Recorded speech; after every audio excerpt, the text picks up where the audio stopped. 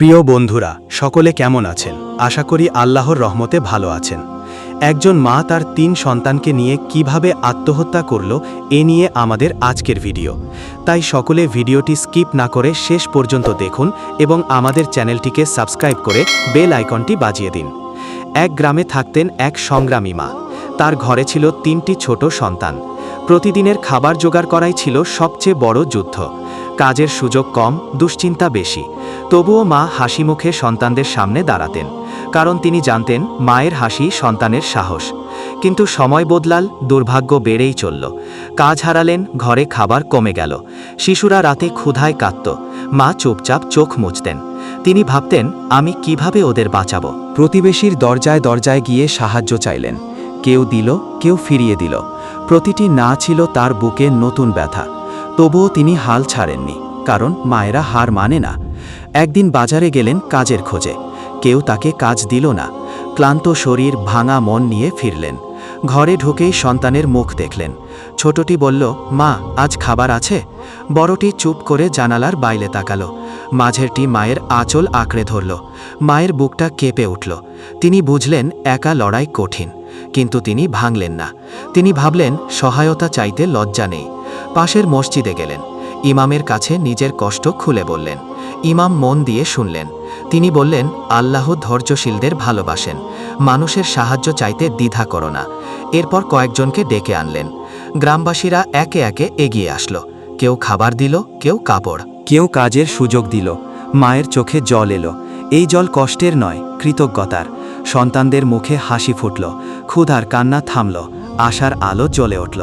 মা বুঝলেন, অন্ধকারে একা হাঁটতে হয় না। মানুষ মানুষের জন্যই। দুঃসময়ে কথা বলাই প্রথম সাহস। চুপ করে কষ্ট পুষে রাখা সমাধান নয়। তিনি আবার কাজ শুরু করলেন। অল্প হলেও আয় হলো। সন্তানরা স্কুলে ফিরল। বই খাতার গন্ধে ঘর ভরে উঠল। মা আবার হাসতে শিখলেন।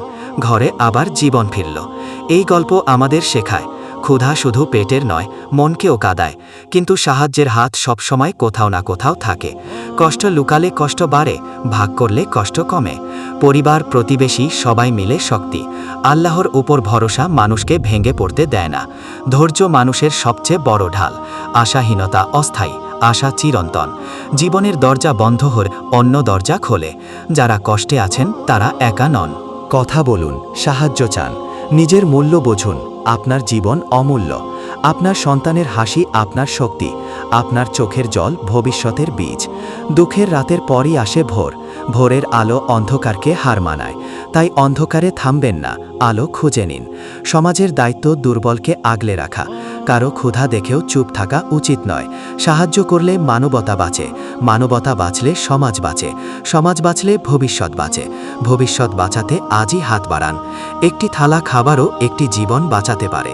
একটি কথা একটি হৃদয় বাঁচাতে পারে। একটি কাজ একটি পরিবার দ্বারা করাতে পারে। এই ছোট কাজগুলোই বড় পরিবর্তন আনে। মায়েরা পৃথিবীর সবচেয়ে শক্ত মানুষ। তাদের কষ্ট দেখা আমাদের দায়িত্ব। তাদের হাসি ফিরিয়ে দেওয়া আমাদের কর্তব্য। সন্তানের ভবিষ্যৎ রক্ষা করা সবার কাজ। আসুন আমরা কেউ যেন একা না থাকে, এই শপথ নিই। আসুন কষ্টের পাশে দাঁড়াই। আসুন আশার আলো জ্বালাই। আসুন জীবনের মূল্য বুঝি। কারণ জীবন একটাই, এটাই সবচেয়ে দামি উপহার। এই উপহারকে আগলে রাখাই আমাদের কাজ। আজ যে সাহায্য পেল, কাল সেই সাহায্য দেবে। এভাবেই মানবতার চক্র চলে। দুঃখ থামে, সুখ বাড়ে। ঘরে ঘরে হাসি ফেরে। শিশুর চোখে স্বপ্ন জ্বলে। মায়ের মুখে প্রশান্তি আসে। সমাজে শান্তি নামে। পৃথিবী একটু ভালো হয়। আর আমরা সবাই